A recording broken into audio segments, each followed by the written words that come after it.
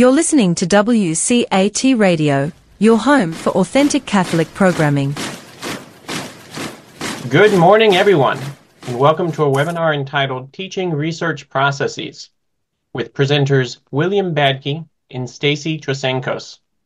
This webinar is co-sponsored by the American Theological Library Association, ATLA, and Holy Apostles College and Seminary. My name is Sebastian Mahfood, and I'm the director of ITEST.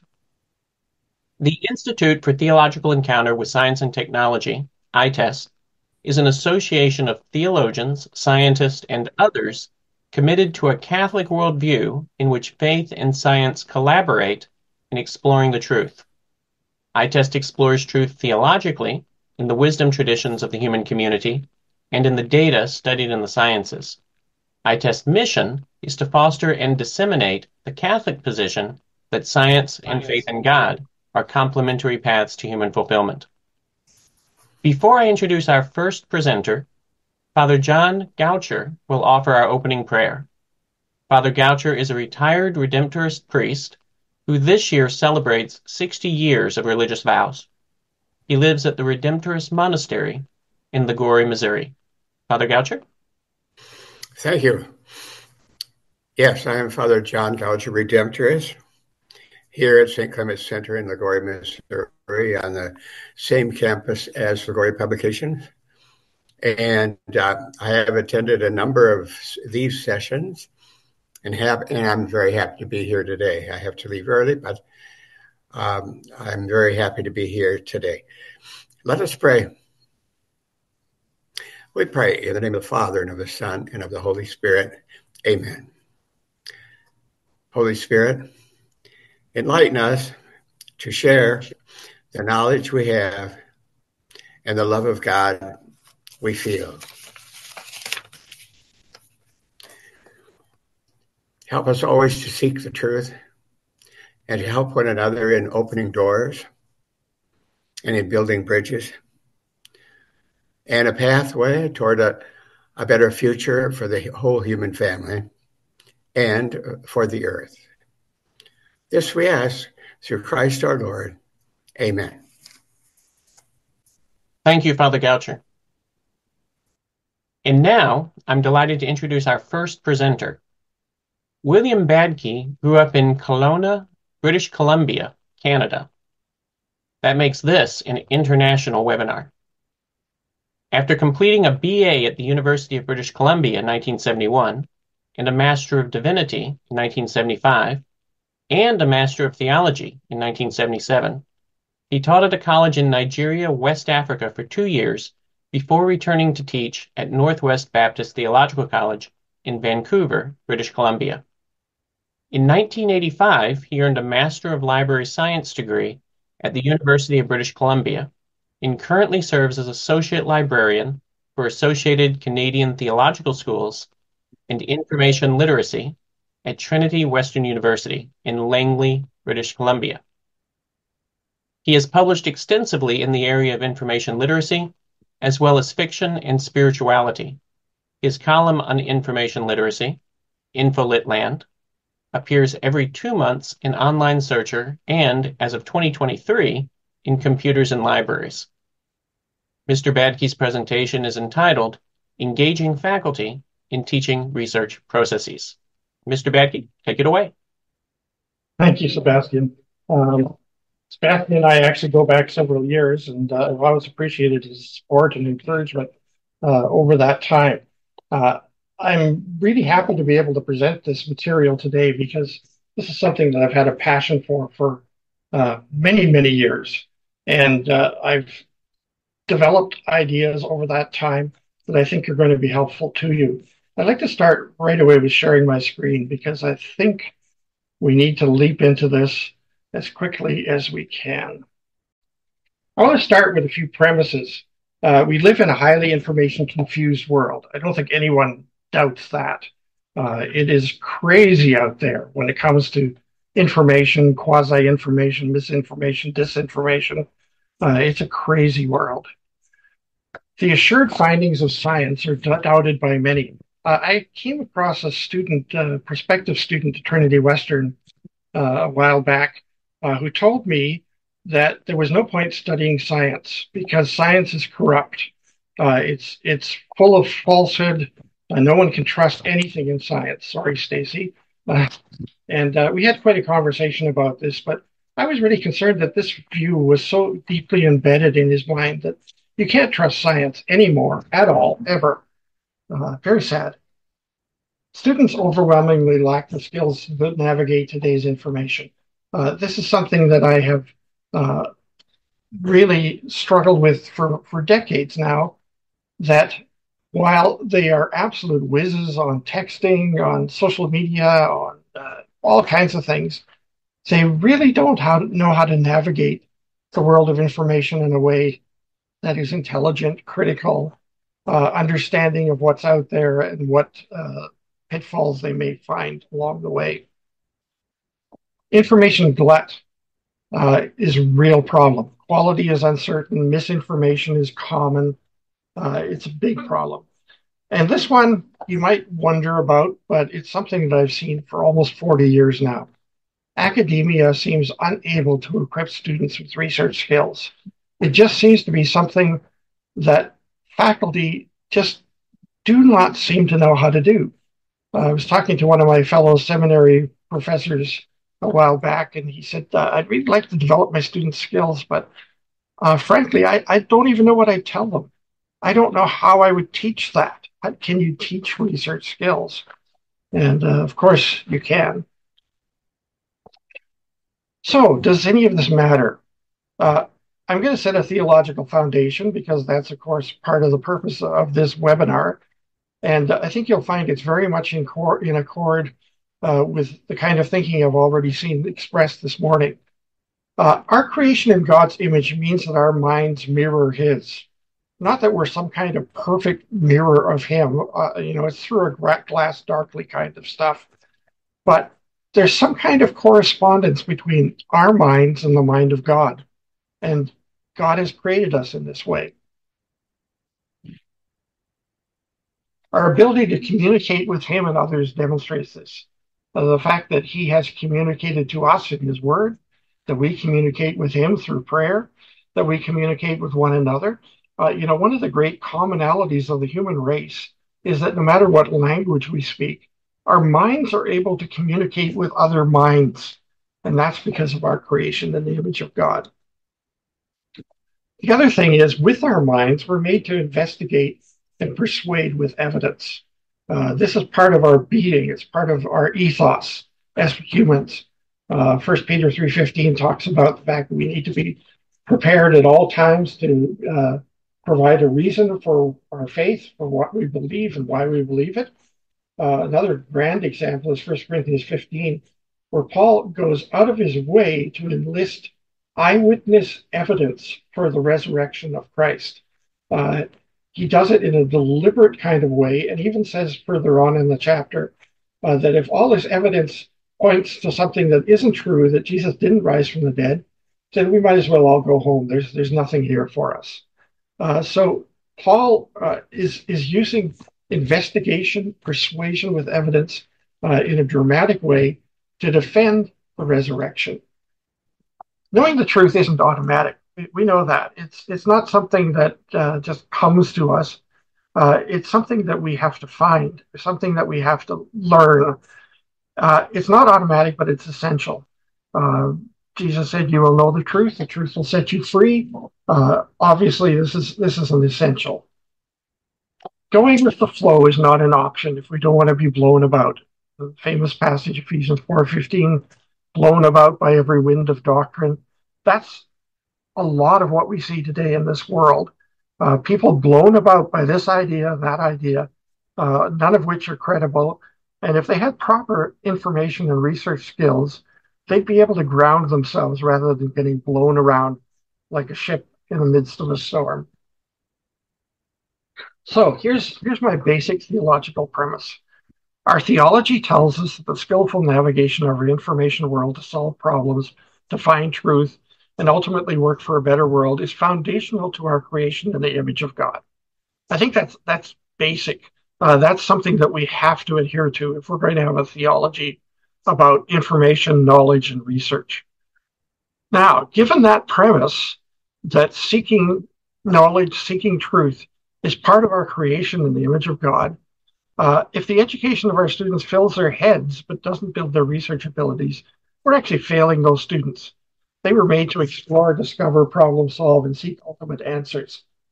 If we're not doing that, if we're not consciously engaging students in a plan to develop them as researchers, as people who can handle information well, then they're in a dangerous world and they're also not fulfilling their purpose. Now, how do we develop students as researchers now? The common practice is what we call in the library world the one shot. It's an hour or so of librarian-led instruction, often based around an upcoming assignment and mainly focused on database searching skills. That's what it's about. The prof says, come in for an hour, show them the databases. They've got an assignment that's coming up, and here's what it is. Help them to find the information they need. The one shot is really reassuring to a lot of people. It tells us that we're doing something. Professors feel like student research skill development is happening. I let the library into my classroom for an hour. I feel good about that because I'm helping students to learn how to do research. The one shot also constitutes an epic fail. Sorry for the bold orange, but I want to make a point. The one shot is a failure. It's the most common way in which we instruct students in research, and it's a failure. So why? The task of developing a student researcher is more like teaching a new language than teaching someone how to drive. I can teach somebody how to drive in a week or two or three, at least up to the point where they can then take a driving test and learn from then on. It's not an essentially challenging kind of task. Teaching a student how to be a researcher is more like learning a new language. Learning a new language takes a lot of time, and you don't really get proficient until you've been in it for a year or two or three. And so it's something where you have to be iterative. You have to constantly be helping students to develop their skills more and more until they get to a point where they really feel like they are able to accomplish something. The one shot takes the responsibility off academics, off professors, to develop genuinely able student researchers. I get this all the time. Professors say, it's not my job to teach students how to do research. They should have learned that before in high school or undergraduate if they're graduate students. They should have learned it. It's not my responsibility to teach them that. And the fact is that professors are professors because they are the students' primary teachers. Teaching content, teaching a little bit of critical thinking with content is great. It's important. It's something we've done for centuries. But it's not the be-all and end-all of education.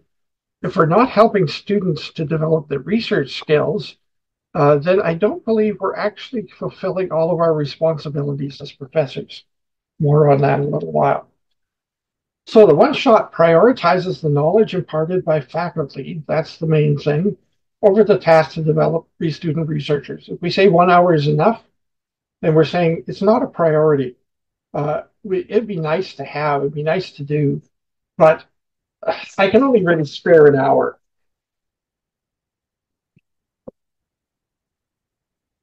And a lot of study of the one shot has demonstrated that it provides minimal learning. Students really don't gain very much from a one shot. And you can say, well, let's do lots of one shots. Every class will have a one shot. But students start to tune it out because they've heard it before.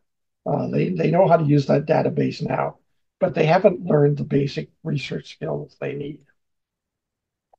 So if we believe humans were created by God to explore, discover, find the truth, and make a better world, I'm really big on this idea of making a better world through research. I think that's something we need to aspire to. And if we believe higher education, especially in a Christian setting, needs to inculcate in its students significant abilities to navigate their information world so that their created goals can be achieved, so that they can seek out, find the truth, so they can discover, so that they can solve big problems, make a better world, etc. if we believe that, then we need to get serious about teaching research processes. This is not something that we can just slough off and leave behind and sort of say, well, student research is really bad, but it can't be helped. They should have learned this before, and I'm sorry that they didn't. I hear professors say, well, students are just lazy. Or students really aren't applying themselves, or students should be learning about research by doing research. That theory has been called research by osmosis. You immerse yourself in the research world, and it permeates into your body. None of that is actually accurate. None of that is true. Students don't learn to do research by doing research. They don't generally get the kind of skills they need in high school and undergraduate. They just don't. And that's been my experience year after year. I get a lot of graduate students coming in. This is their first course. I teach a research course for graduate students in our seminary. I also teach an undergraduate one and a doctor of ministry one. But the master's students come in and they are utterly baffled about what I'm talking about. What is this thing about research? And I'm trying to follow your instructions, but this is really hard. And I'm thinking, this is really basic. This is what you need to do in order to address a research issue and make it work for you.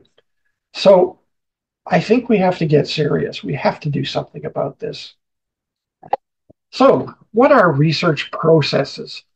This is a term that I developed in conjunction with a publisher as we were trying to express what exactly I was talking about here. Now, research processes, I have to give a bit of a disclaimer here. My knowledge base in the research landscape is primarily informational research. So the stuff you do in history and theology essays, but also literature reviews in the sciences and social sciences. But my whole approach actually comes from a scientific research model. That's where I start. And here's a really blunt and basic and simplistic, but I guess it's what we need to start with, model for research. You start with a question or a hypothesis or a problem you want to solve or a thesis or whatever it is. You start with something that is a puzzler that you want to resolve. To that, you apply data. You gather data, whether it's informational data or even scientific data, and you synthesize the data. You start making sense of it. And for scientific research, that's when all the tables and charts come out and various mathematical calculations come out based on the data. And once you put it all together, then you do some analysis. You have to figure out, what is this data actually saying? What does it actually communicate to me about the question? And then once you've done that, you have information, which is processed data. And out of that comes conclusions and recommendations. So this is a basic kind of model for research that I've used with my students in theology courses, in biblical studies courses, in counseling courses. And it works just as well as it does in a basic way in science. So what is involved? First thing is understanding the knowledge landscape. Now, this one is big, it's huge, and it's something that is often not recognized. 30 years ago, our knowledge landscape was really quite defined. We had books, we had periodicals, we had all kinds of other written communication like diaries and letters and, who knows what. So we had all of that in the written form, and then we had media, which is basically audio and visual. And that was it. That was our knowledge landscape. And we could define it. We could say, this is what it looks like. And not only was it fairly well defined, but it also had gatekeepers. No publisher publishes something that doesn't, first of all, accord with the publisher's own vision of their publishing house. And secondly, has no hope of ever being of any interest in the public. So publishers would go through the material, peer review would happen with journal article submissions, and so there was quality control. there were gatekeepers that would say, yes, this will be published, or no, this will not, or no, this won't be published unless you revise it in these ways. And so there was a measure of control over much of information. Doesn't mean it was perfect, but at least there was something happening there. With the coming of the World Wide Web, and I think we basically look at 1989 as the start of that, there was a knowledge explosion, but it wasn't the kind of explosion that gatekeepers could in any possible way keep up with. Anyone can publish on the internet. And I've told my students, any fool can publish on the internet, and a lot of them do. You can send out a tweet that, or an X or whatever they call it now. You can send out a tweet that, is absolutely devastating to people or promotes a big, terrible idea. And no one's going to stop you. You just do it. You just send it out. People can create websites. They can do all kinds of stuff, and no one's going to stop them. The only time you get stopped is if you are really, really dangerous.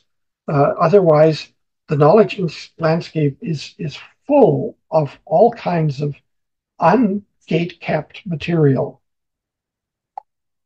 So that's the first thing. We have to understand that knowledge landscape. It has to make sense to us. What is good, what is bad, what is helpful, what is not. Second thing, doing research design. This is a big, big part of everything that I teach in research processes. Students generally fail at research design. I have to write a paper on whatever, polar bears. I'm going to read up on polar bears. I'm going to learn everything I can about polar bears. I understand they're under a great deal of stress right now. Maybe I'll write about that. And there's no plan. There's no design. There's no determination of what is it exactly that I want to do here. So research design, having a working knowledge of your topic, being able to understand the basics of whatever it is you're dealing with. And then out of that, developing a research question or a thesis that will guide you, that is your goal. Students working without a goal in research generally flounder. And if you don't have a goal, you're generally going to hit it, which is nothing. And I also encourage students to develop a preliminary outline of their research path. Where are you going with this? What do you plan to cover? And so I suggest to them, 3 or 4 points that tell you this is where I'm going to go. This is my path. This is essentially my blueprint for the research I plan to do. Now, a lot of students complain about this. They say, well, I can't possibly know what question I'm going to ask. I'm just at the beginning of the research. I can't possibly know what kind of outline I'm going to have. But what I'm telling them is aim for something. You can modify it. It can be a preliminary research question or thesis. It can be a preliminary outline. But start with something. Take a direction. Because if you don't, you're going to be doing what students come to me with. I've been working on this project for 15 hours. I have no idea what I'm doing. I don't understand anything about it. I don't know what I'm supposed to be doing. The prof didn't explain it. And there's no research design. That's the problem. You have to get down to doing that. So that's something that research processes demand. Emphasis on research as problem-based or issue-based, or finding some kind of a solution to something. A lot of my graduate students have never heard of the idea that a research project is anything more than looking up a narrow subject, getting to know it as well as you possibly can, and then writing it up. And I ask students, why do your professors assign research projects? And they say, well, because they want us to study up on something in more detail. And I'm thinking, no. I mean, that might happen, but that's not the point. The point is research has to be problem-based. It has to be something that you can't just look up in a book. What did Aquinas teach on so-and-so? Well, look it up. It's there. But it has to be problem-based. It has to be something that requires analysis, that may have, several points of view around it, so that it's a difference between a student writing on the plight of homeless students seeking an education. So high school students who can't really get a proper education because they're homeless. You can write on that, you can look it up, there's lots of information on that. But a problem-based research question would be something like, how can a community develop the educational potential of homeless students? In which you have to look at the various options, and then you have to come up with some kind of a solution that requires analysis. Any research that does not demand analysis and critical thinking, that is not focused on a single answer that you can easily find, is not research at all. It's just not. Then, sophisticated strategic searching for relevant information. This is written information, research data if you're doing a research project, human persons kind of thing, or a scientific research project. You have to search, you have to find strategically the relevant information you want. And I stress relevant because that is so very important. The world is full of information. When you're doing a research project, most of it is not relevant to you. And then critical evaluation of found resources for quality and relevance. Those are the two pillars of found resources. Is it good quality? Is the data of good quality? Is the information that I am finding in the various resources of good quality? And then does it have direct relevance to my research question? I do a little mechanical thing here, which I think might seem a little simplistic, but it actually works. When I say to students initially, when you're searching for information on your topic in a database, draw the words, the search terms you're going to use directly out of your research question, or use synonyms of those words. Draw the words right out of your research questions. So if you're dealing with, how can you best enable homeless adolescents to get a good education, you can put homeless bracket youth or adolescents bracket education. So you're drawing the words right out of your question, and that's where you find the relevance happening. So it's a daunting task, though. How do you teach this? First of all, there aren't enough librarians.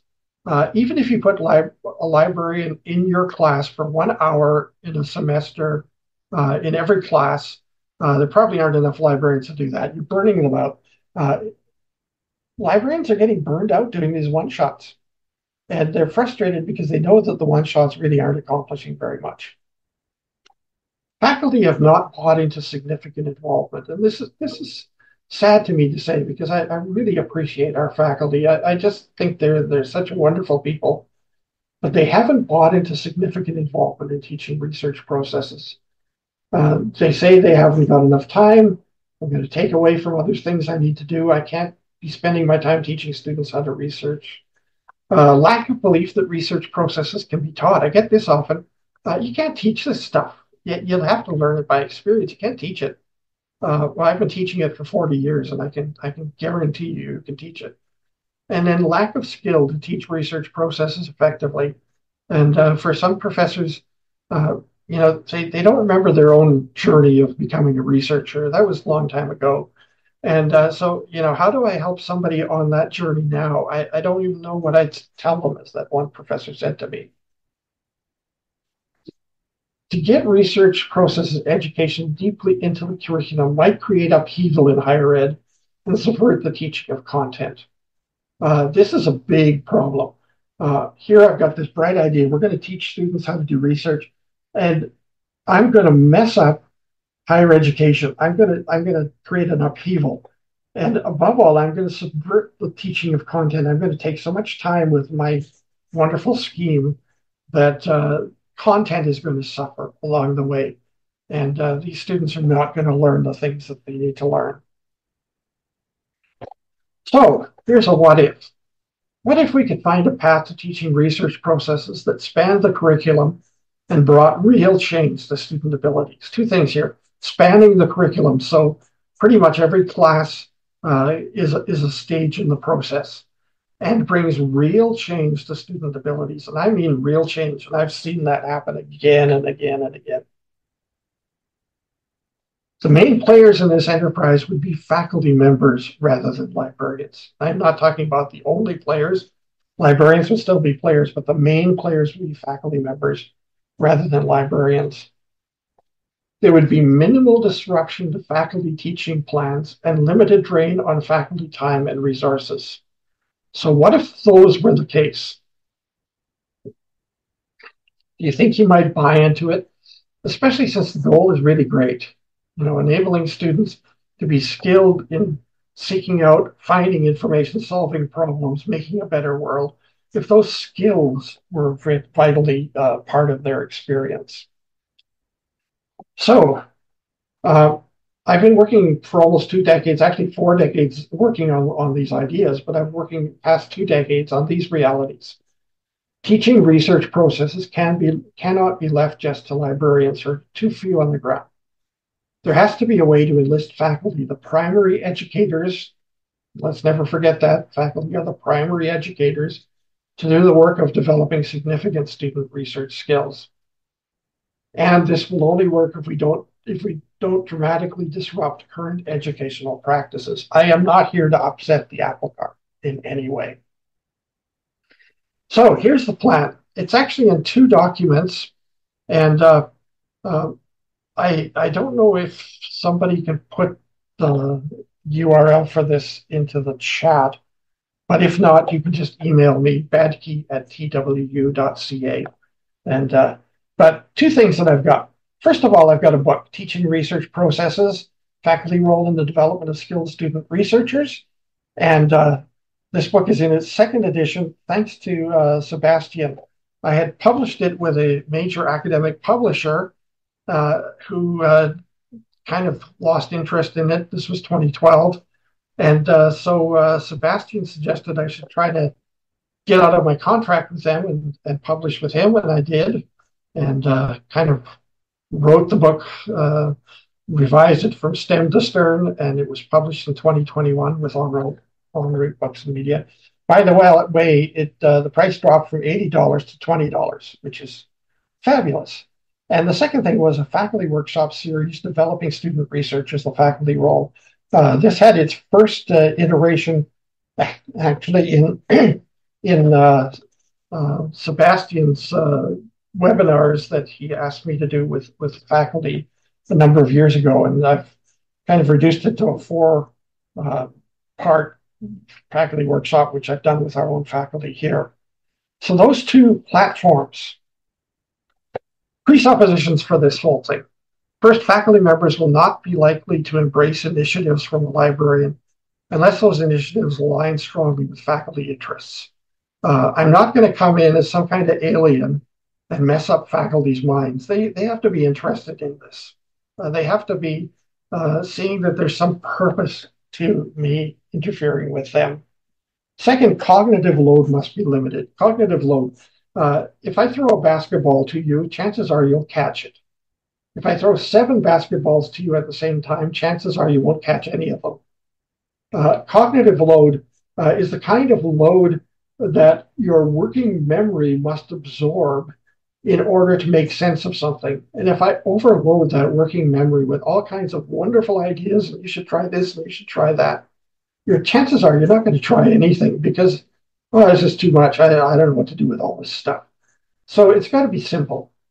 Third, initiatives must recognize with disciplinary differences. Every discipline has its own methods of doing research, its own purposes. That one is actually the easiest one to solve, believe it or not. So here's a summary. This is what a plan is. Faculty would begin by listing the elements they would expect in an excellent student research project. That's beyond correct formatting. So they would write a list. What are the things that I would really like to see in a student project that I would call excellent, that I would give an A or an A+ to? And correct formatting would be in there, but it could be, a clear, incisive research question that is problem-based and is researchable. It could be, use of excellent resources that are relevant entirely to the research question. It could be many things having to do with the structure of the project and so on. So faculty start by listing out the stuff that they would really like to see. It's like a rubric with only the excellent part of it listed. And those are the things I would love to see if a student was really doing a good project. So that's the first thing. So faculty would break their existing research assignments into smaller facets, each directed at elements of an excellent research project, elements of number one there. So that the big project broken up into smaller projects. Now, this is very common today. A lot of professors do this. They break the assignment down into portions, and students do this part and that part and that part, and finally submit the final project. That's not entirely unusual. And of course, with artificial intelligence now, a lot of faculty are seeing this as a possible path to thwart some of the wholesale borrowing from an AI for a final research project. That's not unusual. Here's what's less usual. The smaller facets would become teaching tools to develop student research ability, thus focusing more on method or process than on product.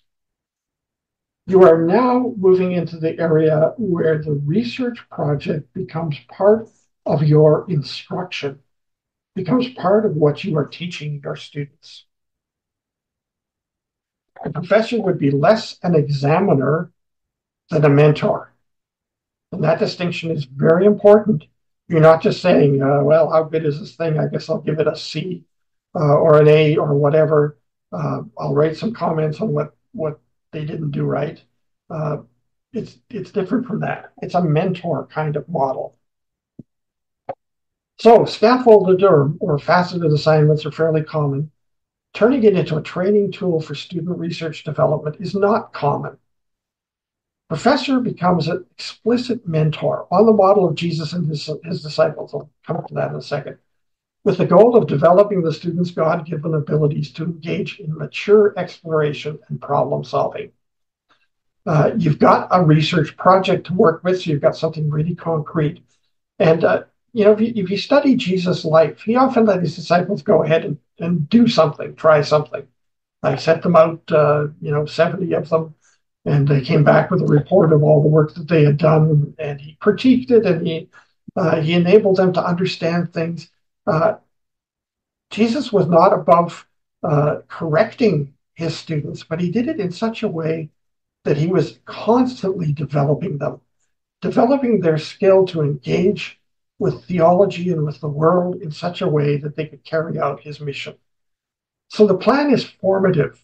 You are developing your student abilities through the research project rather than merely summative awarding a grade. You might award a grade at the end, but that's kind of an afterthought. That's not really the process. The process is that the plan is formative. You are developing your students' abilities.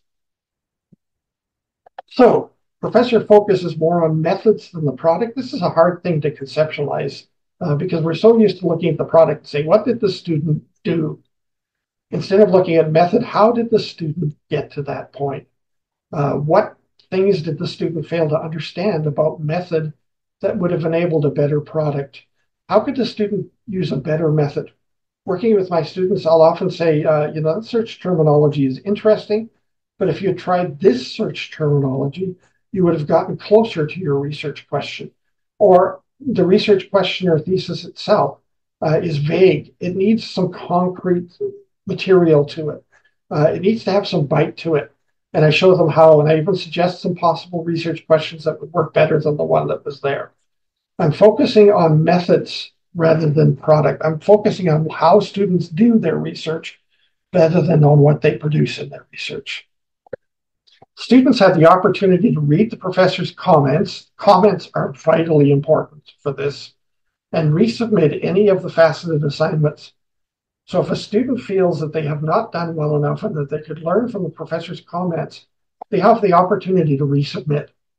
Not as many students resubmit as I would like to see, but I give my students 2 more chances to resubmit their material, and some of them do, and they improve. Even if they don't, they will improve in the next assignment because they've learned some things from the professor's comments about how to do this well. So Essentially, you're being engaged in competency-based instruction, by which you guide your students to the level of ability that you require. Remember that list of excellent things that you want students to have in their research papers?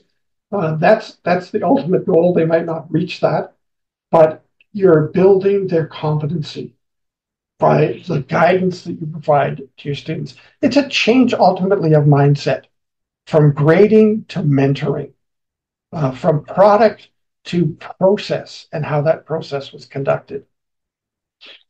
Now, here's the objection. Isn't this a lot of work?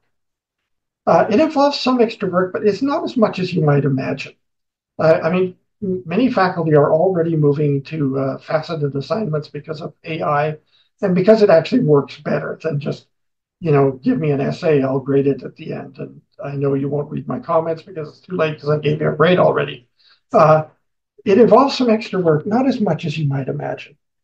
Your use of teaching and grading time is a matter of values. The use of our time is based on our values. How important is it to you that your students learn to become skilled researchers? How important is that? If it's really important, then maybe a little extra time spent here and trimming a little bit there might actually be much more beneficial. The reward of seeing students develop their God-given abilities is significant.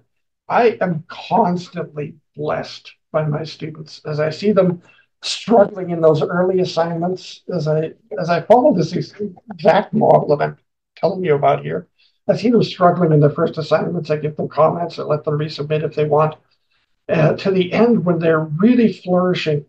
And then students are telling me, they're emailing me, oh, this was so good. I learned so much. I didn't realize how bad I was as a researcher. And this is really rewarding. So here's a sample assignment. This will be a first assignment. It looks a bit complex, and you probably need to instruct your students in a few things here. But here it is. State your topic. Okay, I want to know what you're dealing with. From a dictionary or encyclopedia in your subject area, explain the nature of your topic in 8 to 10 lines. Do not argue a case, but state a working knowledge of the subject matter of your topic. So look it up, even if it's just Wikipedia. Look it up. Find out what the topic is actually about, what its boundaries are, what sorts of the main lines of thinking in this topic, and state it in 8 to 10 lines so that I know that you understand at least the basics. I tell students a working knowledge is enough knowledge so you can talk about the topic for a minute. Even if you've got that much, it's enough. Brainstorm 2 or 3 possible problem-based research questions or thesis statements. This one is difficult for students. If you look at my research guide, I've got a number of, my guide that I used for this workshop. I've got a number of problem-based kinds of research question guides that you could use with your students that walk them through how to turn information-based research questions into problem-based research questions. That's a tough one. And then choose the best one out of those 2 or 3 and state it in 1 sentence only. I really stress this. In any project, you should be able to boil your goal down to 1 sentence. This is what I want to do. And then create an outline of 3 or 4 points based on your question or thesis and covering the main things you'll have to deal with to answer your question. It's more like an agenda at this point than an outline. The outline will grow over time. It's an agenda, it's a blueprint, it's a roadmap to enable students to get to a point of actually being able to do the project. The outline, I tell my students, is a way for you to build confidence about what you're doing, because you can look at it and say, here is my path. This is what I know I have to do. Instead of saying, now I'm going to spin my wheels for hour after hour and come up with garbage. 3 or 4 points, and you can see the path to the solution. To do this research design assignment, the one that I'm talking about, students need to understand problem-based research question, distinguish it from mere information gathering question. Professor will need to troubleshoot the students' initial working knowledge. Do they really understand the topic? The chosen question or thesis, is it viable? Is it too focused on mere information gathering, etc.? Is it vague or whatever? And the preliminary outline. Only when the question and thesis and outline are satisfactory should the student move on. This is important. Don't let students leap into a research project when they have a really poorly defined question, a bad outline. You're not helping them, you're hurting them. So you can set similar faceted assignments for other things as well. Information gathering using databases. Here you might want to bring in a librarian, but specifically just to look at databases, not a lot of other things. Evaluation of found resources for quality and relevance to the research question. So have them list the resources and do a kind of an annotated annotation on each one to say why they think it is high quality, why they think it is relevant. And then an assignment calling for a final version of the research question or thesis or whatever it is, and an outline, a final outline, which should have points and subpoints, along with a bibliography properly formatted, of course. I mentioned earlier that disciplinary considerations are important. That's really easy because you as a professor understand your discipline and research in your discipline, and all of your guidance for your students will be based on requirements of your discipline for doing research. So that one isn't a problem at all. These other ones can really help your students to develop. And then finally, they have a final project they turn in. So it's about a change in your mindset. That's really what it's about. The research ability of students is foundational to them as God's creations. Students will not become skilled researchers without your intervention. It doesn't happen. They can improve a little bit, but they will never be skilled. I've taught thousands of graduate students, incoming graduate students, and most of them lack the skills. Some of them are bitterly angry that they didn't get this kind of knowledge about doing research in their undergraduate. I paid a lot of money for my BA and I didn't get any of this. And it's true. They just not getting enough. They don't develop it without your intervention. Research assignment should not be a do it and I'll grade it proposition. If you're doing that, there's no real educational value. Students may learn some things about a topic, but ultimately, you're not providing them any guidance beyond your original assignment to them. And a lot of students feel they need to figure it out. That's all they need to do. And they come to me and they say, I can't understand this assignment. I don't know what I'm supposed to be doing.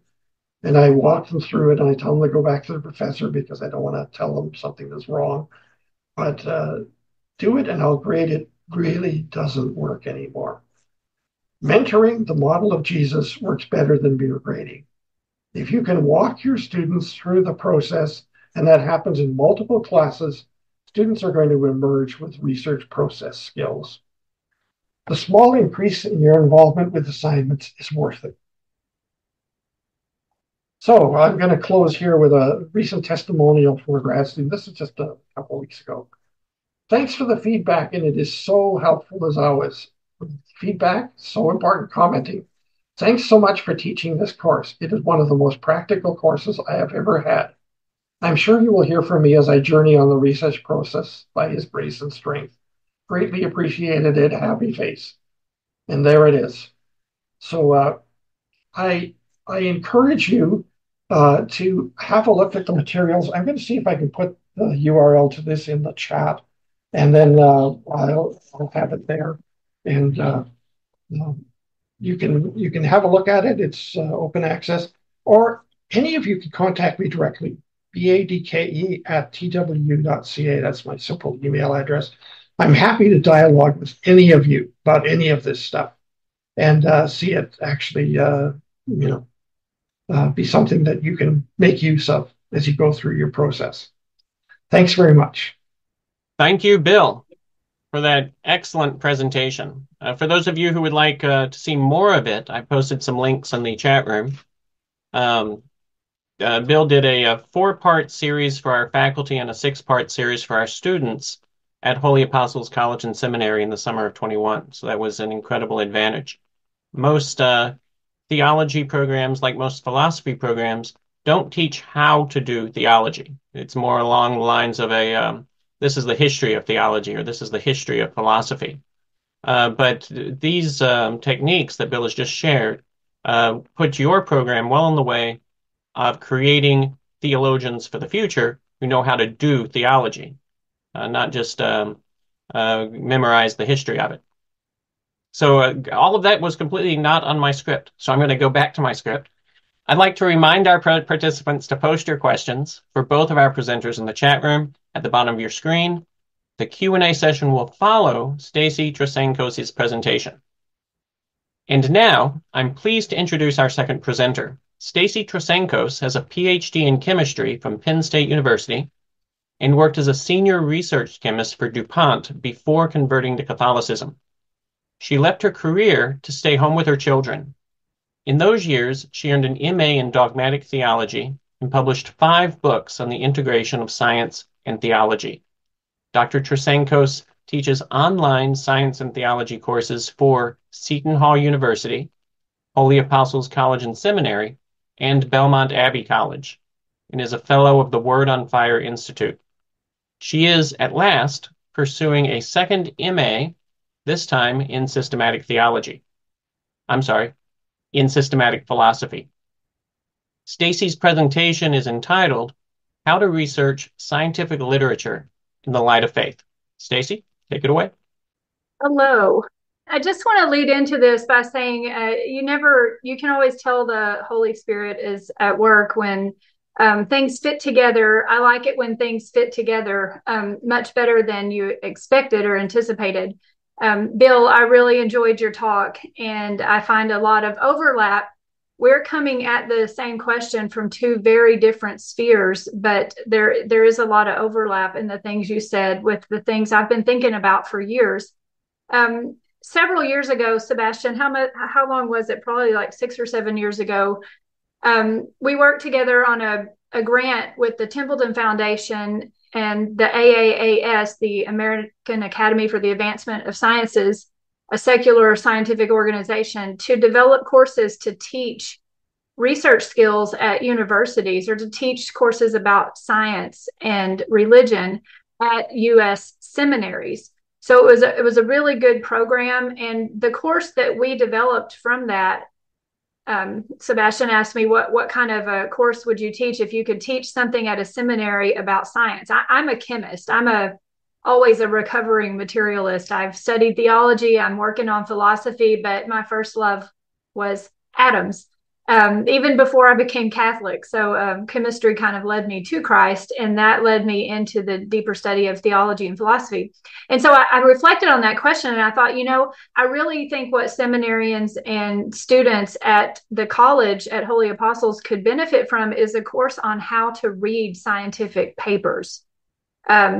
Just the thought of that puts a lot of fear into people, and if you don't have some kind of scientific literacy or some kind of knowledge about how to navigate this landscape of scientific publication, which has exploded with the internet, like Bill was saying, if you don't have some way to navigate that, not just to know who you can trust about the science, but also how to analyze it in the light of faith, then you're kind of left always to what biased popular opinion is going to tell you. And 99.999% of the time, they're not going to tell you that science is the study of God's handiwork, which that's how we see it.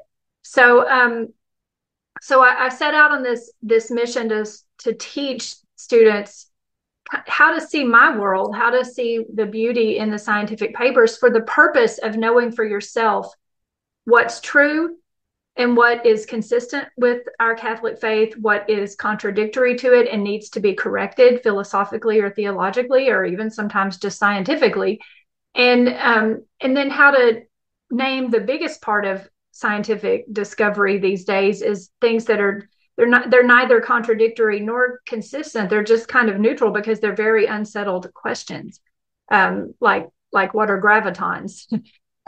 So I think that's a useful skill, and it fits with what Bill was saying. And I just want to show you something about what I mean by this. So this is an example of what Bill was talking about, I think. One of the lessons I give is on the structure of scientific papers. And the reason I do that is because we need communicators, people that are studying philosophy and theology and who are seminarians, they need to know how to communicate in this scientific age that we live in. So that's the reason for it. And I discovered that there's a structure to scientific papers, but not everybody knows that. And so when you look at a scientific paper like the one here, it's overwhelming. You don't know what the title means. The title is certainly not clickbait. You don't know what the abstract means. You don't know what the point of the whole paper is. And it is not immediately obvious. Scientific papers are written in a very, very different way than theology and philosophy papers. I've learned that. I've had to learn how to be patient with scholarly research in theology and philosophy and read the whole thing and see it holistically, because in a scientific paper, you don't do that. In a scientific paper, you go through the steps very carefully, and sometimes you don't even need to read the whole paper to find what you're looking for if you're doing research about a certain question.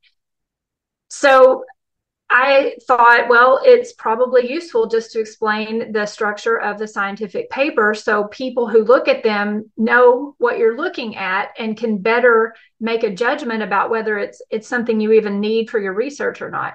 In the class I teach, it is all research skills, but in this narrow topic of science, it is a struggle for the students at first. But when I show them how to know what the parts are and how to recognize the parts, they then can figure out what the paper is talking about. And they are led through this process where they have to analyze not just one scientific paper, they have to analyze a field of research, find 5 scientific papers on the same topic and show how the research developed over the years. And then they have to comment on it in the light of faith. They have to not just get the field of research from the scientific papers, they also have to go to the magisterial documents and the philosophy, and they have to bring that in and explain why this is consistent, contradictory, or neutral in the light of faith.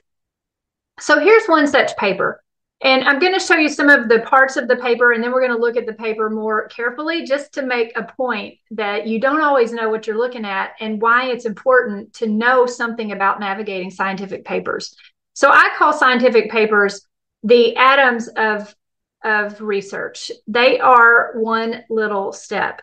I say that because a lot of people who come to me over the years wanting my advice on different things that are going on in science and, what does this mean about our faith?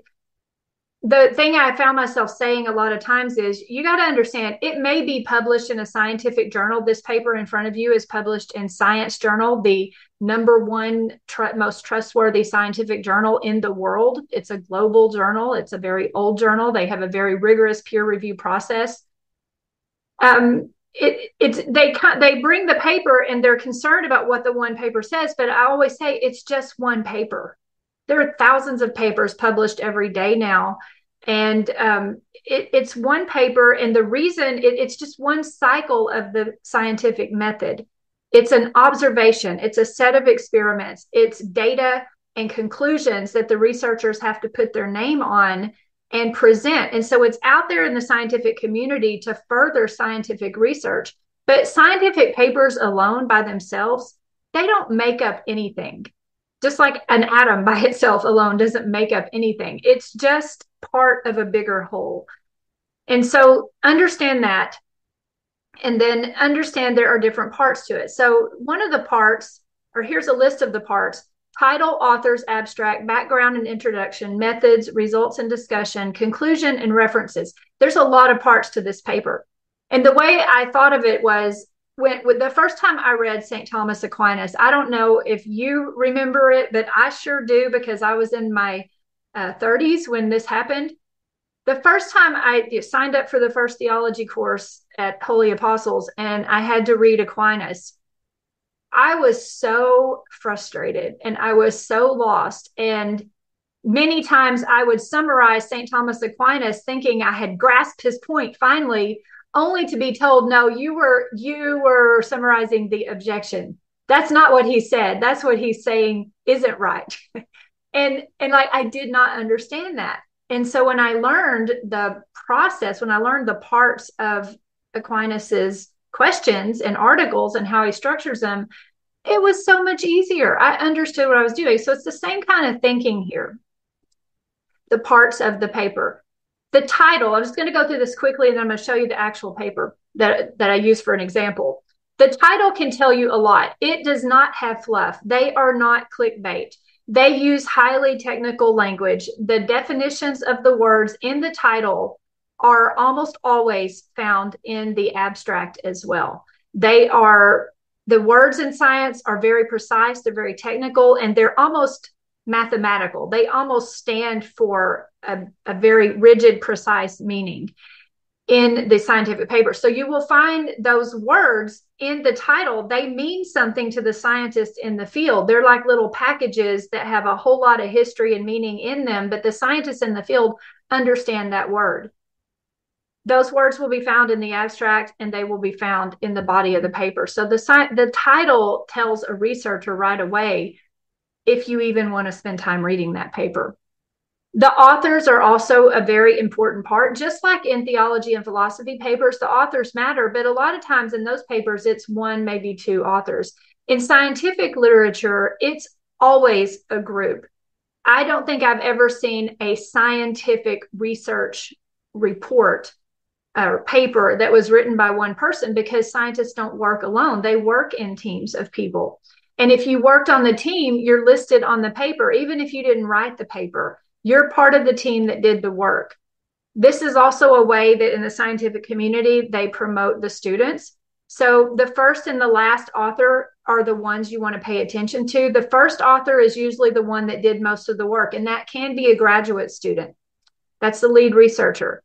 The last author is the professor who runs the research lab and acquires the grant funding. And the institutions of the authors will also be listed. Sometimes it matters that the authors don't all come from the same institution. Sometimes there is a collaboration across institutions. So the lead researcher may be a student first person. The next person who did the next most work is listed second, and then all the other people are listed in there. And sometimes you have a big chunk of authors on a paper. No, they did not all write the paper. But they contributed to the research, and they're asked to put their name on the research. That there's an integrity thing there. The abstract is just like all abstracts. It's a punchy summary, not about marketing. It's packed with the most important facts.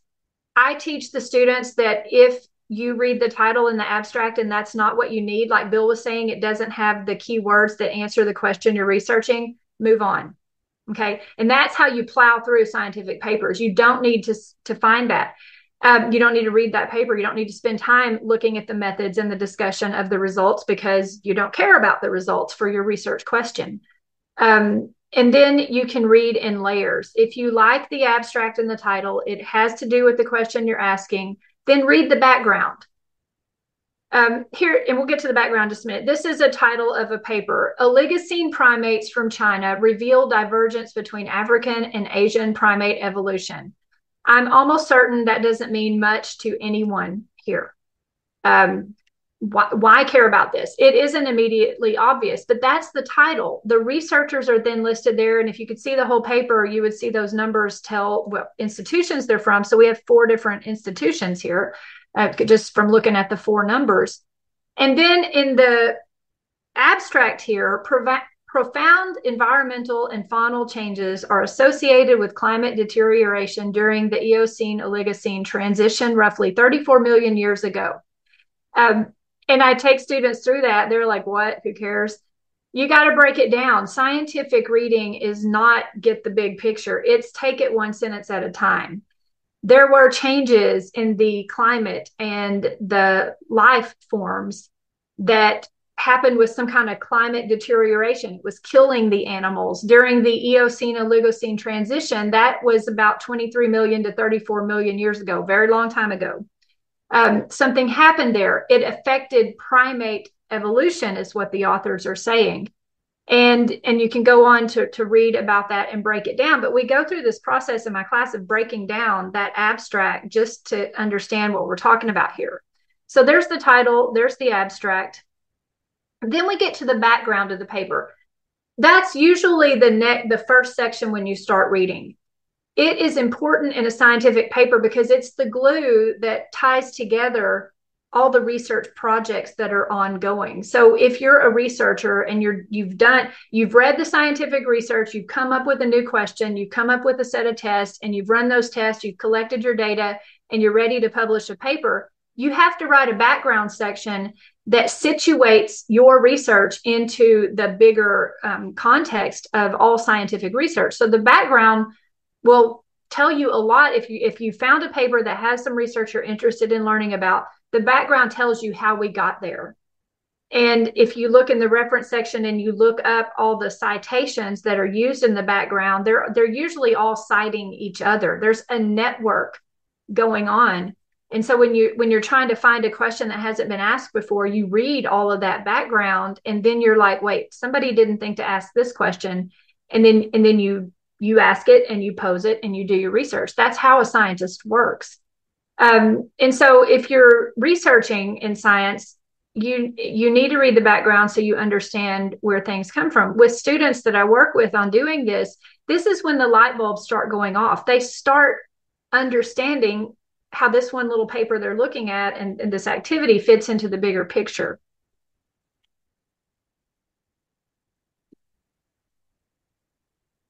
So in our little one that we were looking at before, that one paper, we're going to go back to that. I've got the whole paper. I'm going to show you in another sharing. But it has words in it like thermoliphic, and the background has the words in it. Thermoliphic. What does thermoliphic mean? It means you like to be warm. I'm thermoliphic. If it's cold, I run away. I don't like to be where it's cold. I like to be where it's warm. Well, a lot of mammals are the same way. EOT, I just covered that, the Eocene-Oligocene transition. What's the context of this research? It's about evolution, and I picked that because evolution is so controversial in the faith and science question. What did they do? So then once you read the background and you understand this research, then you look at the methods. The methods is nothing more than the cookbook section of the paper. I did a lot of writing for National Catholic Bioethics Center in their quarterly journal, surveying scientific literature and commenting on any bioethical issues I saw. A lot of time for me doing that research, I was only looking at the methods section because I was looking for, did they use human embryos? Did they use aborted fetal tissue? Were they killing human embryos to do this work? And so you look in the cookbook section to know what they're doing.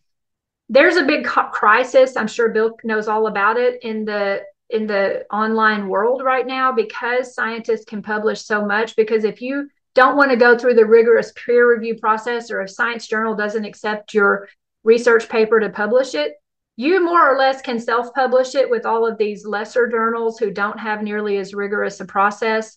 And what that means for us out here is sometimes you're not sure which journals to trust, because there has been an explosion of journals out there. Some of them will even let you pay them to get your work published, and that happens. And so there is consequently a reproducibility problem, because there's a lot more stuff being published that maybe isn't carefully vetted, and scientists are having a problem now. You find a paper, it covers a topic you want to know about, and if you're doing research in your own lab, like actual scientific investigations, and you try to reproduce the results of the paper you're reading and you can't, well, that's a problem. You're supposed to be able to. That's the reason for doing this.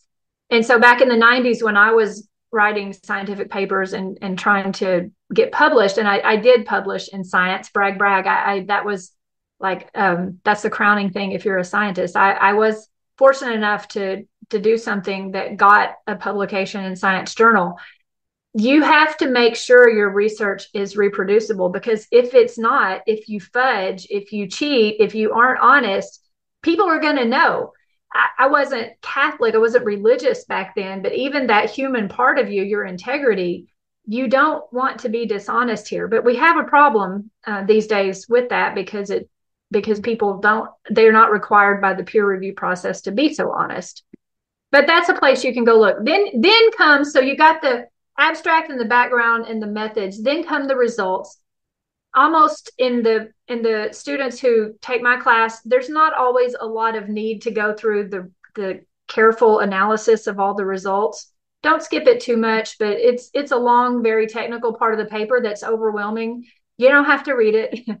And then the conclusion. Now, this is important, like the background is. It's like the bookends. It ties back to the background. It resituates the work the scientific team did in the context of the greater scientific field, but it also looks forward. The conclusion is where you say, this is what happened. We're not sure. We weren't expecting these results. We were expecting these results. Here's other tests we did to confirm these results. Here's what's next. And so if you're a scientific researcher and you're reading the what's next and you have an idea, well, that's when you start collaborating and doing your own work in your own lab. The last part, like any paper, are the references. This is very useful for scientific research because this is kind of like a video game where you start engaging in the work and directing your own path.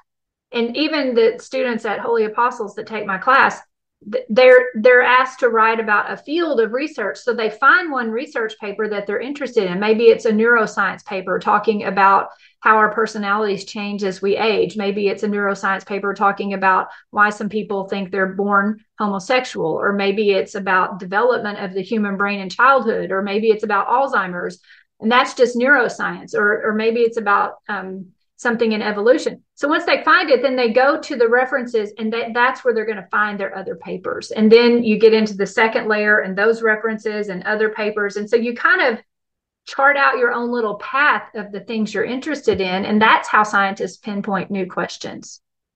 Okay, so that paper was actually about this little guy. Does anybody know what this is? He's cute. He has some relevance to us. This is a strepsirrhine, kind of like a lemur, and it relates to this paper. And I'm gonna show you now. Let me see if I can go. I got to stop share and reshare to here.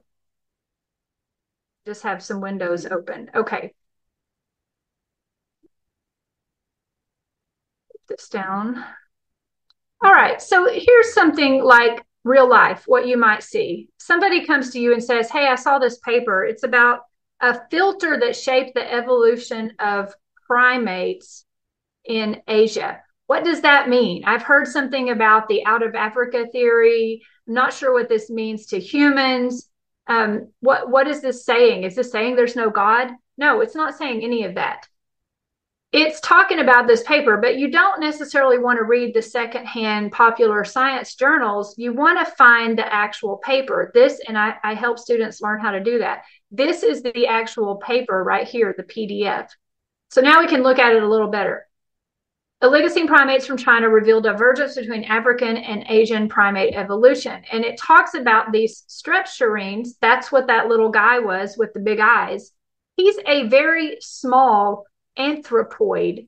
What is an anthropoid? An anthropoid is something that is human-like. Okay, so we're getting to some connection to human evolution as the scientists see it here. And so what are they saying? What is happening?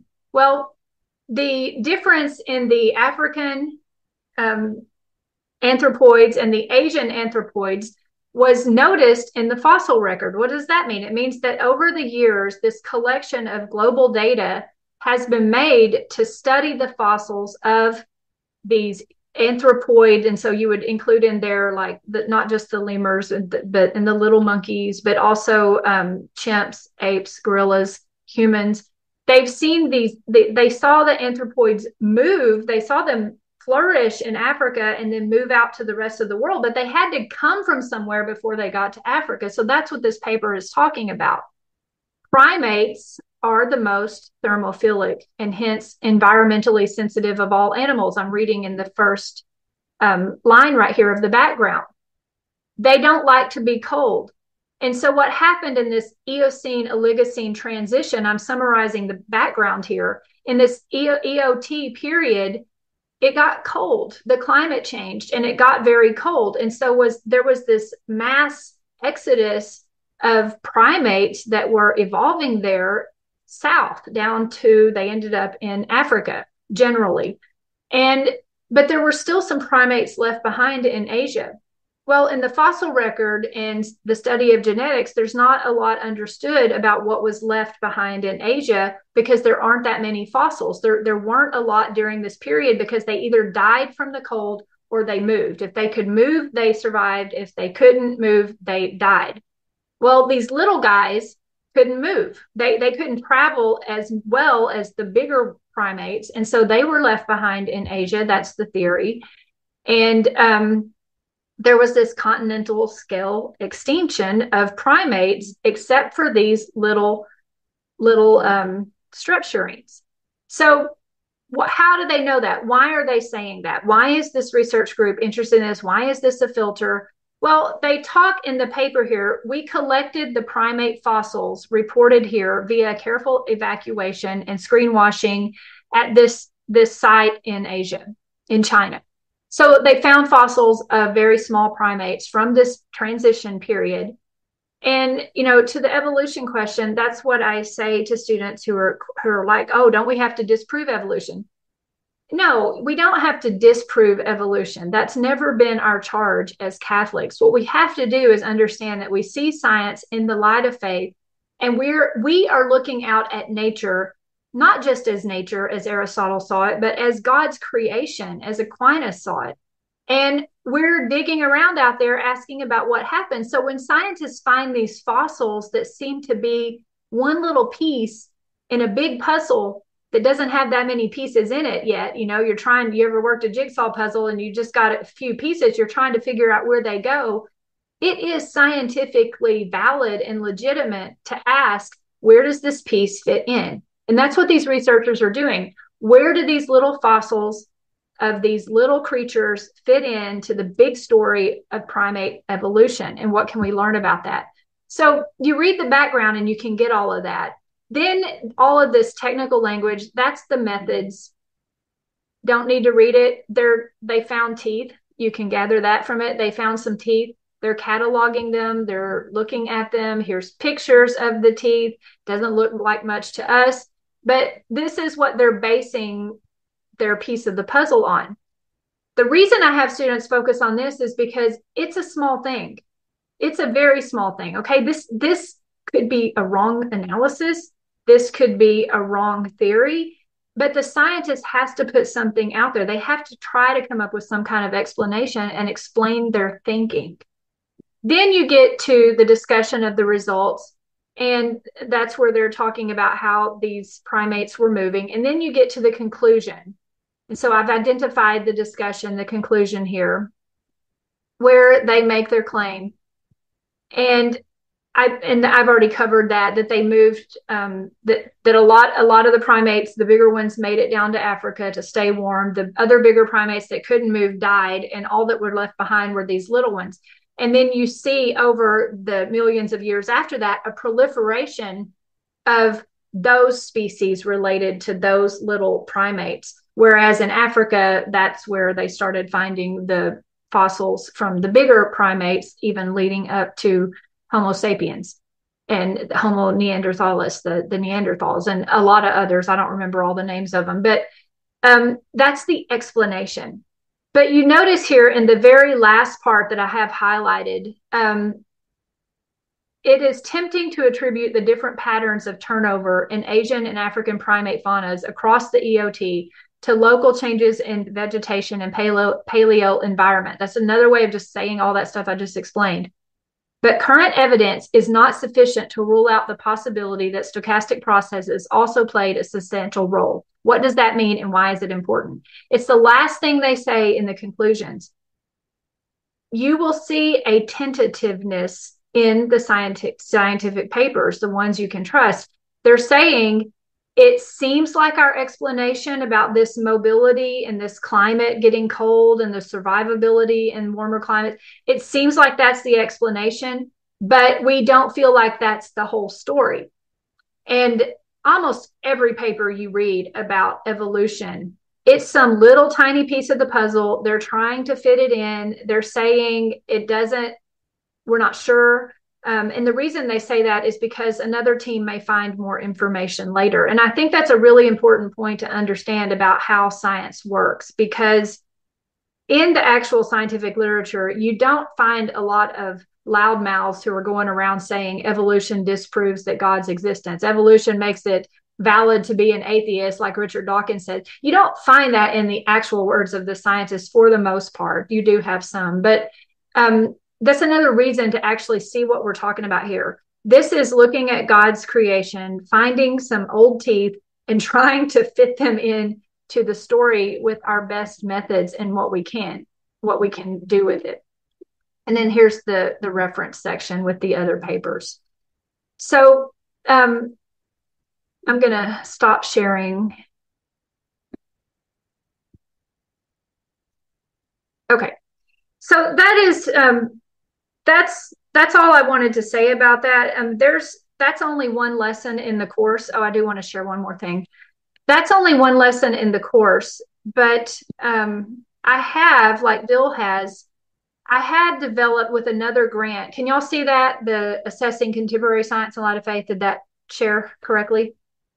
Yes, this is so where Bill was talking about the theology of research, I have been talking for a while about the theology of science, meaning we see science as the study of God's handiwork.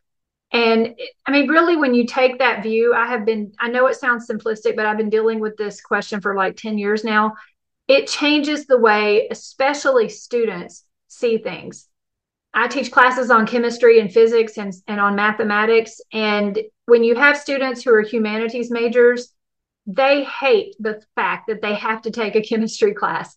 They don't want to have to learn physics. They don't want to have to do math. They're scared of it and they don't think they can do it. But when I explain it this way, like, okay, you're not going to become a scientist, but you do live in a time where you need to understand what science means in a healthy way. And I want you to remember this, that science is the study of God's handiwork. So everything we learn, even from a physics textbook, from a chemistry textbook, everything we learn about the atom, it's not just some stuff you have to memorize. It doesn't really mean anything to your life. It's the very air you're breathing. It is how everything hangs together. And this is what the human mind has gathered from observation of the world and processed abstractly to come up with theories and laws about how creation works. And so because we're human, we don't know everything. Some people might act like they do. Some scientists may make conclusions that are unfounded. Science is just our humble groping into nature, trying to figure out what God does. So even if you're not going to become a scientist, when you take a course and you learn chemistry through someone's eyes who loves and is fascinated by the order in the atomic realm, and you learn that and you start to think about, hey, when I'm taking a walk, I'm looking around at the cloud and the trees and the sun, it clicks. There are atoms doing their thing that's responsible for all these behaviors. You see God's handiwork with a new insight. And so that's the thing to try to impart to the students, along with how to teach them how to navigate this crazy internet world where people can publish anything and science is seen as a god unto itself so many times. It really makes sense of humility. You suddenly understand why it's important to approach all of this with humility. Understanding, we are understanding. We are literally standing under something greater, trying to figure out more about it. So I have this website. The talk I just gave, the structure of scientific papers is here. There are 6 videos and little workshops that are there and some books. So this is just a resource for the Center of Theology of Science. And I use it in some of my classes, and it's also just freestanding and out there. So thank you for your time. I hope I said something that you will remember or that was useful, or if nothing else, just to change the way we think about science or how we teach science. Thank you very much, Stacy, for this most excellent presentation. You can see from Stacy's presentation a direct application of the teaching research processes method. So imagine if this kind of work that Stacy is currently doing in the scientific discipline if this kind of work could be extended into the theological discipline. Imagine theological students being able to engage in research by understanding the processes unique to the discipline of theological studies. That would be a new world for the 21st century as we cruise through the mid part of the third decade of it into the 22nd. So we will now entertain questions from our participants. Our QA moderator, Sheila Roth, is ITEST Administrative Assistant and Board Member. So Sheila, take it away. All right. Thank you so much. And thank you for your presentations, Bill and Stacy. We have a question first up here for Bill. How realistic is it for you to argue that your approach will not significantly increase faculty workload? That's a question I get all the time. And I can say, believe me, it won't. But I think what we're seeing in academia in general is a transition away from the single research project that is delivered en masse to the professor at the end of the semester. We're seeing much more of this idea of breaking things down because it really works better. What I can say is as you work with students in the smaller pieces, you get to know what they're doing, so that by the time it comes to delivering that final paper, you have a pretty good knowledge of what that paper is and what it's intending to do. I'm not saying it isn't more work, but I'm saying that it's crucial and vitally important work. If we don't do something like this, we are really not helping our students to develop those skills that they need. And those skills are vitally important. So I would say, yes, it does increase workload a bit. It doesn't increase it quite as much as you might think. For larger classes, that might be an issue, but right now I've got 24 students in one class. I've got an upcoming class with about 10 students that'll overlap with that, and I'm just finishing a Doctor of Ministry course that has a number of students, and I don't find that my days are filled up with grading and commenting on student assignments. It's not nearly as bad as you might think, and it's worth trying out just to see if it'll work.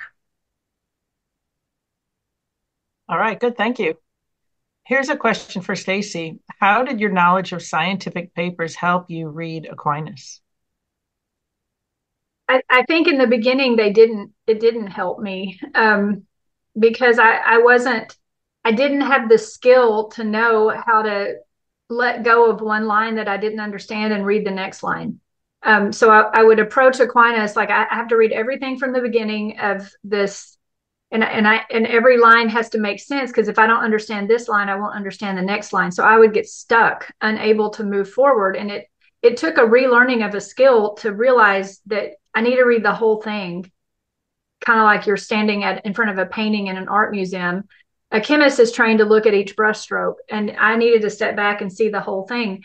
But once I learned how to do that, then my understanding of the structure of a scientific paper and how that structure is something that's very human. It's the way we think. It's a process of thinking. What am I going to do? What's the background? What were my choices and decisions and judgments going into how I design the experiments? What are my choices and decisions and how I interpret the results? And where am I going to stake my reputation and claim on what can go forward? It's a process of thinking. And I saw that same kind of process in the way Aquinas works. He's very systematic. And so realizing the importance of being systematic if something needs to have longevity for knowledge to pass on, through many generations, like the great angelic doctor has, it gave me a better appreciation for what Aquinas was doing, how he deals with his objectors, how he goes ahead and says in a very concise little abstract statement himself what is on the contrary, like what is, from reading the objections that he's going to disagree with those, and so you kind of know how he's going to answer the question, but he states it clearly, even invokes the an authority, and many times a legitimate authority. Just scientific papers do the same thing. They invoke a legitimate authority. They cite the authority they're standing on to say what they're saying, and then he explains it. And so there's actually a very close parallel between how scientific papers are organized and how Aquinas organizes his questions. And even if you need to read only a little part of it, that's okay, but you're going to get the whole picture if you read all of it, the objections and the responses to the objections after he makes his point in the middle. But just, it saved me a lot of time. I learned how to do research in layers. So I no longer felt like I had to just read this, read this, read this, read this. I could start to see bigger parts. Your learning itself becomes more systematic because you start to learn more about more details, and then you start to see how it all fits together. And I think that is the work of any scholar in our day and age, is this interdisciplinary ability to see how it fits all together. Because the scientists that are getting PhDs in secular universities, they're not being taught how to do that. So we need people to come in and kind of help glue it all together. Very good. Thanks. Bill, do you have any response to that? Well, I am in total accord with the kind of thinking that Aquinas had in all of his work. But I think this idea of putting things together in a way in which you can enable yourself to walk through an issue, see the various parameters, see the various objections and other points of view, and begin marshaling together the knowledge that you need in order to make a conclusion. I think of C.E.B. Cranfield, who was a biblical scholar. He wrote a commentary on the book of Romans, which is full of all kinds of interpretive controversies on all kinds of things. Not just all Israel will be saved, but many other kinds of things. And what he would do is he would list 2, 3, 4, 5, 6, sometimes even 7 popular interpretations of a passage. And he would walk through each of those interpretations, showing which ones should be rejected outright because they contradicted, some kind of principle of interpretation, moving towards the top 2 or 3, and then finally coming to a conclusion and expressing his reasons for it. And I think, a lot of that kind of thinking is really important to all students, because we are faced with voices all the time. We are faced with differing interpretations. We are faced with different versions of what is a best practice for a particular solution to a problem. And we need to know how to navigate through all of that and figure out why we reject this, why we accept that. All right, thank you. Stephanie made a comment. It's not a question, but I think it's valuable to comment. She said, Bill, I have a couple of courses that I have been able to make inroads with some instructors. Rather than asking students to submit a thesis statement and bibliography for research paper approval, the instructors ask the students to submit their research question and search terms, and then have a discussion with the librarian on sources. Then the student turns in their bibliography. Yep. That can work. What you'll find is most often the librarian will begin by critiquing the research question itself. If there's any flaws in it, the problem with a poorly phrased research question, this is true for sciences just like it is for research projects. If you don't have a very clear, concise idea of what your goal is, what the problem is that you're trying to address, you're just going to have muddled work all the way through. So librarians will start with looking at the question, and if it looks pretty good, they'll say, what kind of search terminology do you think we should use for this? Suggest to draw it out of the actual question as much as possible, and then provide opportunities for how should we search for this information? What databases should we use, and what advanced features might we use? And librarians can help a lot with that. So it can be very helpful, and it's not the whole solution, but it is one way of addressing those issues. All right, good. Another question for Bill. We don't want our students to become librarians. Aren't basic research skills sufficient for students to get their research done? I'd like every student to be a librarian.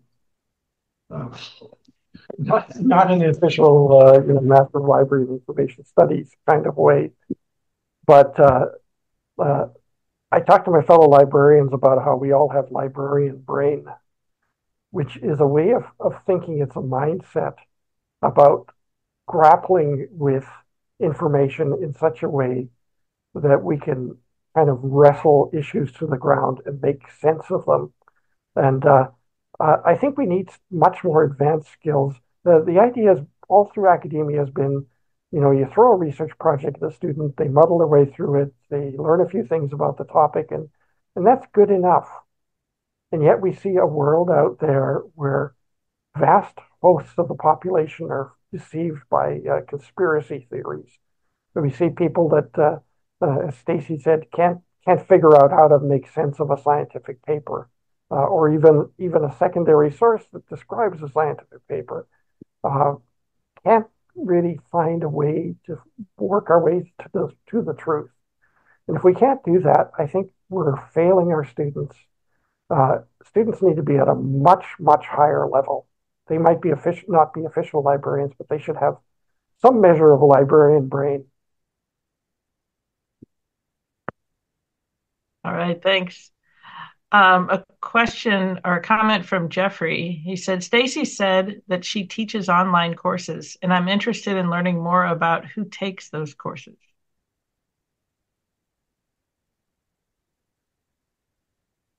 Oh, Stacy, you're muted. I'm muted. Yeah, I muted myself temporarily.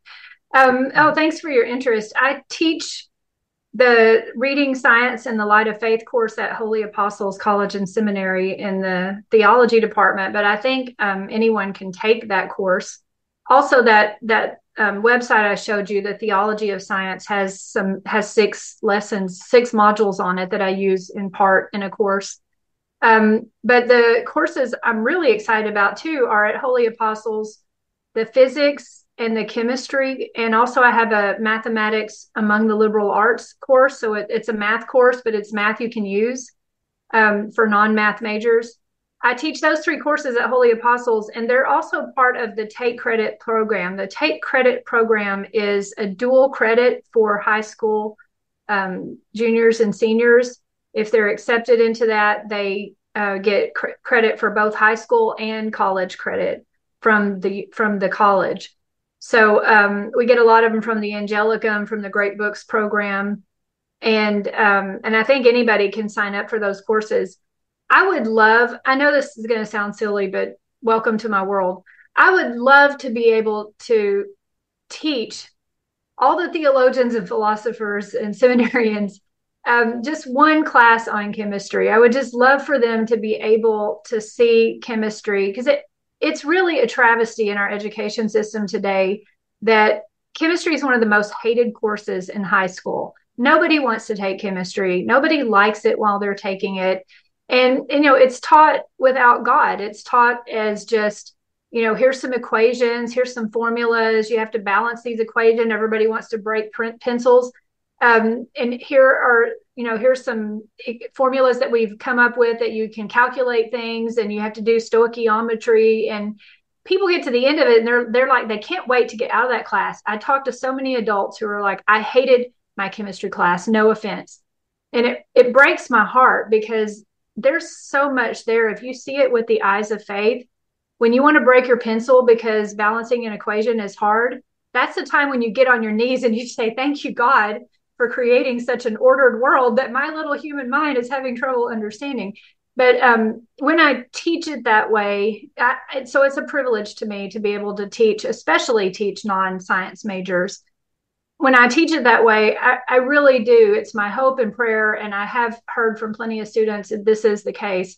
It just changes the way they look at the world. It changes the way they look around at the air they're breathing, the chemical reactions causing their heart to pump, the trees, the stars, all of it. You have a deeper appreciation for creation. So I kind of wish we could just have this program where we go back and teach everybody how to really love chemistry. And I actually, something you said, Bill, reminded me of this. I actually say we need to evangelize through science in this day and age. We need to sit down and talk science with the atheists and lead them to that question, like, how do you think all this happened? There's a lot of philosophical questions there to ask. But it starts by people really appreciating science. And that's the work I do. That's my life. So thanks for asking that question. That's a great perspective. Thank you. Here's a question I'm not sure who it's directed to, either of you. Is it possible to use this process to study other documents other than scientific studies, like papal documents, social essays, etc.? I think Stacy should take that one. For me, yeah, and I think what you were saying, Bill, that process is, I'll let you comment on it, but I think your process is absolutely useful for doing that, knowing your keywords, knowing what question you're trying to answer. And it is, you said something, Bill, it's like the scientific method. It absolutely is. Research it's this method. The scientific method is very Catholic. We look at the world, it's very Christian. We look at the world with our eyes, our hands, our senses. We take in sense data, perceptions into our brains, but then we process it abstractly to make sense of it, which is something non-rational animals don't do. And then we come up with not just explanations, which are theories, and laws, which are things we observe. We come up with more than that. We also come up with ways to predict what's going to happen and ways to manipulate matter so that we can have the digital technology to have a meeting like we're having right now. But it's the search for truth, like Bill was talking about. You've got to constantly be probing and analyzing, and you've got to know what you're looking for. I mean, there's certainly a time to browse and enjoy looking around like you read a magazine, but if you're searching for truth, you got to know what question you're trying to answer. Ask a question, go find the answer for it. Ask yourself if it makes sense. Ask yourself if you can teach it to somebody else. And that's just a fun way to live your life. I could say that I encourage my students all the time to make use of primary sources, no matter what kind of issue they're dealing with, to find the basics from the people who actually first said it, first did it. And so, much of the relevant stuff with primary sources has to do with, what is important here in these particular primary sources. I had a student from Rwanda who was investigating the Rwanda massacre situation, and he was writing a fairly large paper on many ramifications of that and who was to blame, etc. And he asked me to track down a speech done in the United Nations by someone who was later assassinated, and see if I could find the text of the speech. And I really appreciated that, because I thought, here's a student who's actually getting at the stuff that is important. And I did manage to find the speech, and he was able to use it, and it was kind of pivotal in his argument that he was making. And it was a speech pleading to the United Nations to do something by a Rwandan who knew that this thing was coming. And so that kind of research, I think, is really important. And you can use the same principles. What here is important and relevant? Is this significant? It might be a great piece of work, but if it's not relevant, then you really have to kind of leave it for another time. All right, thank you. I have a question here from Peter. He says, can Bill or Stacy comment on the differences between a scientific research proposal and a theological research proposal? There seems to be a lack of understanding by master's and doctoral students that a research proposal on a theological topic is somewhat of a misnomer. It's less of a proposal to do research and more proposal to write on the result of their research.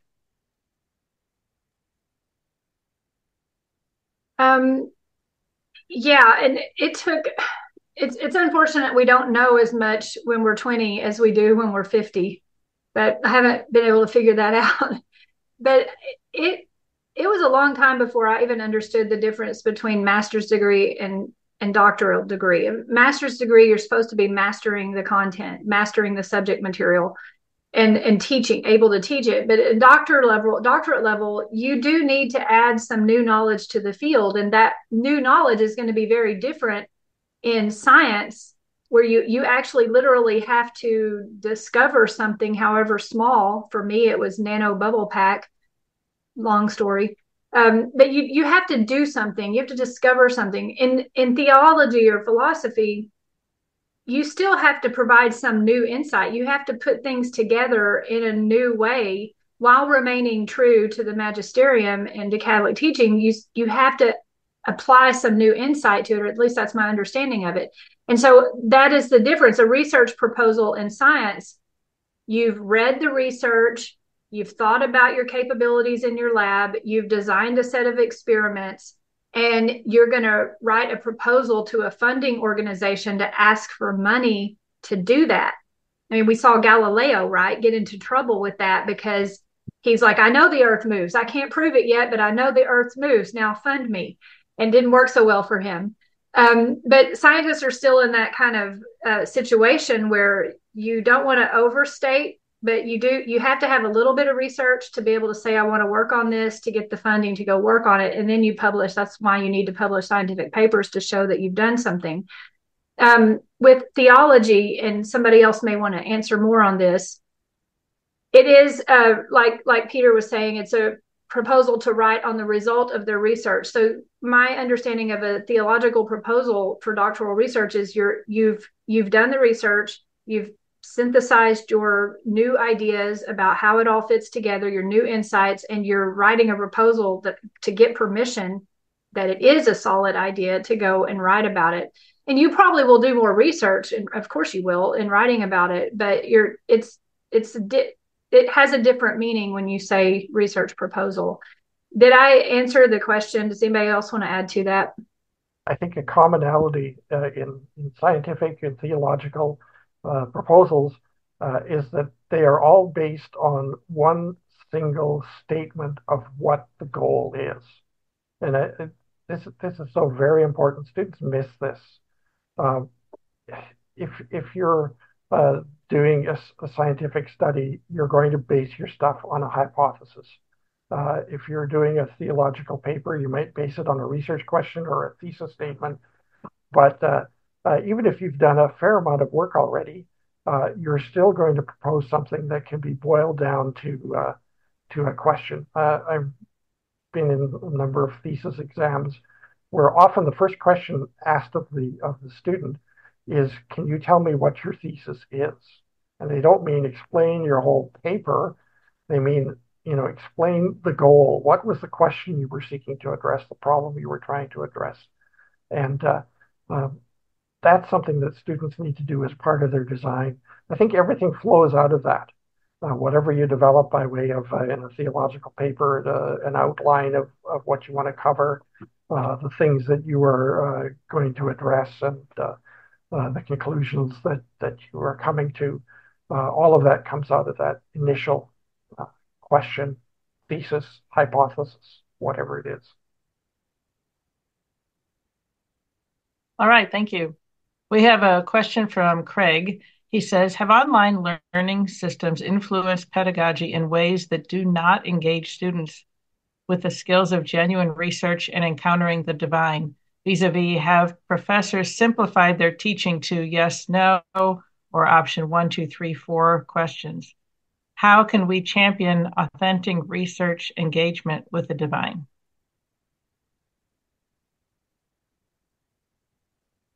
I guess I'll take a try at that. Most of my courses are either online or hybrid. So that for my undergraduate course that I teach, I have 6 sessions of 1 hour, and then the rest of the stuff is all done online. And I think it's very easy with an online course to turn it into something quite mechanical, where students, do some work and read some readings, and there isn't really much of a dynamic presence. And of course, when there isn't much of a dynamic presence, there isn't much that's sort of theologically valuable in the course either. I tend with my courses to let my students know right away that my educational philosophy is that I am going to be their guide. I am going to walk them through a process, and that means that they are going to have to interact with me. I invite them to email me if they have any questions. I had one student, she was a very anxious, uncertain person, and she emailed me up to 5 times a day, every day of the week, including Saturday and Sunday, with questions. And I answered all of those, and she got through it, and everything was fine. It's in that dynamic between the professor and the student. I don't do as much student to student, although you can do that with forums that can really be quite extensive in students debating an issue online. But I develop a sense of community with my students that I think is really quite strong. And I do that intentionally because that's the only way that you can really impart those deeper values. Very good. Stacey, do you have a response to that? Just briefly, I've been in the online environment since 2014. And I think a lot about how do you do more than just have them answer multiple choice questions? How do you engage the students and lead them, like Bill is saying, into seeking the truth, formulating clear questions and knowing how to go about answering them. And I like to see what's going on now in the online environment overall. I know there's a lot going on with artificial intelligence, with learning management systems, trying to get professors to learn how to use the learning management systems to set up their tests and quizzes, and there's a big wave of how do we teach in the online environment we're in the middle of right now. But I think it's good that we're asking questions about how to connect with the students better. There is a place for yes or no and 1, 2, 3, 4 questions, but they can't be everything. And what Bill's saying, I mean, I really will remember what you said about get them to write the topic question and approve that so that they're asking a good question.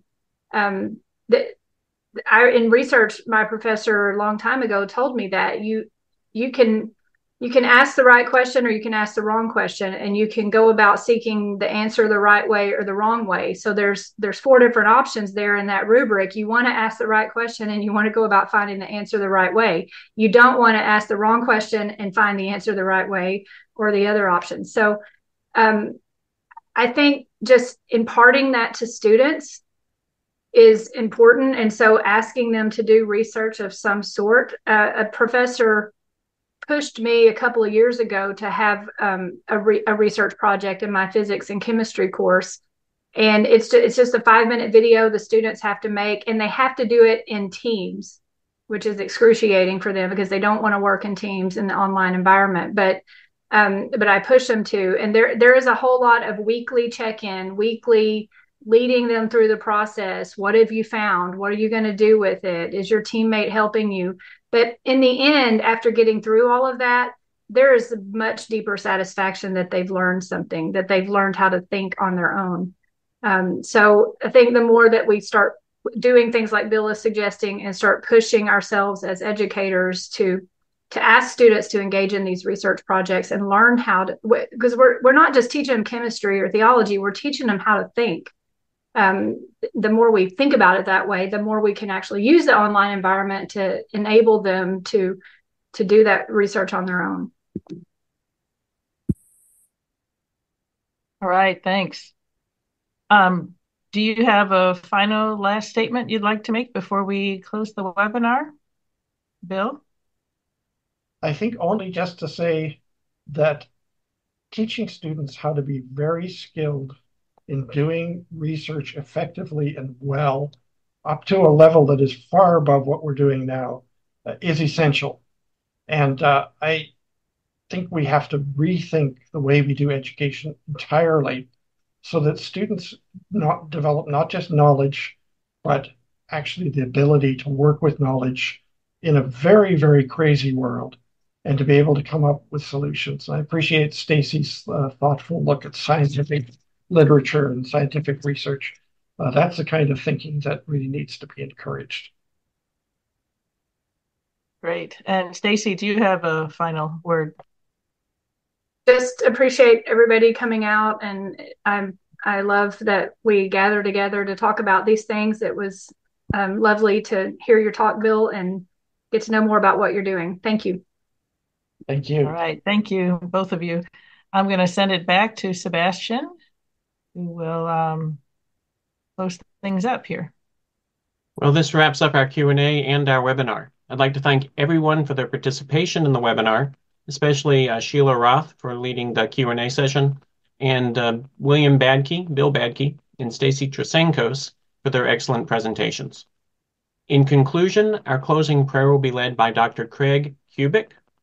Dr. Kubik serves as Librarian Emeritus and Senior Professor of Administration at Southwestern Baptist Theological Seminary in Texas Baptist College. He is a 45-year member of the American Theological Library Association, and he has served in 3 different seminaries thus far in his career. He also taught librarian training seminars in mission areas, including Haiti and Myanmar. So, Dr. Kubik, please take it away. Thank you very much. Shall we pray together? Dear Lord, we thank you for the gift of life today and for your sustaining grace. We pray for our students, our faculty, and staff in our various institutions. We are grateful for the talks that were given today and the wisdom to help us guide our students and faculty. We pray for peace in our world. We ask all these things to you, our Father, through Jesus Christ and through the Holy Spirit. We ask these things in your Son's name. Amen. Hello, God's beloved. I'm Annabelle Mosley, author, professor of theology, and host of Then Sings My Soul and Destination Sainthood on WCAT Radio. I invite you to listen in and find inspiration along this sacred journey we're traveling together to make our lives a masterpiece and, with God's grace, become saints. Join me, Annabelle Mosley, for Then Sings My Soul and Destination Sainthood on WCAT Radio. God bless you. Remember, you're never alone. God is always with you.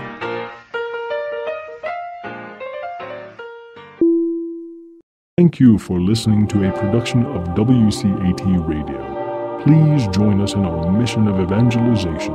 And don't forget, love lifts up when knowledge takes flight.